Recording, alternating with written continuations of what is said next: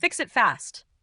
If your Instant Pot Duo displays error code C1 or C2, the temperature sensor is not detected. Here's how to fix it. Step 1. Unplug and restart. Press Cancel. Unplug the Instant Pot Duo from the wall outlet. Wait 30 seconds. Plug it back in and try running a program again. Sometimes the sensor connection needs a reset. Step 2. Check for moisture inside the base.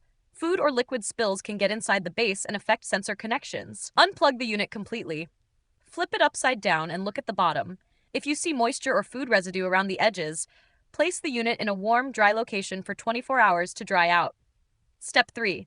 Remove the inner pot and check for debris. Take out the stainless steel inner pot. Look at the heating element in the base for stuck food or liquid. Wipe the heating element clean with a dry cloth. Make sure the surface is completely dry before placing the inner pot back inside. If you still get error code after these steps, the sensor connection inside the base may be loose or damaged. Contact Instant Pot support using the link in the description for warranty repair options.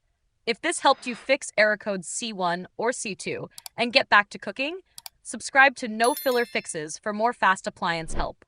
Thanks for watching, and now you can sense success.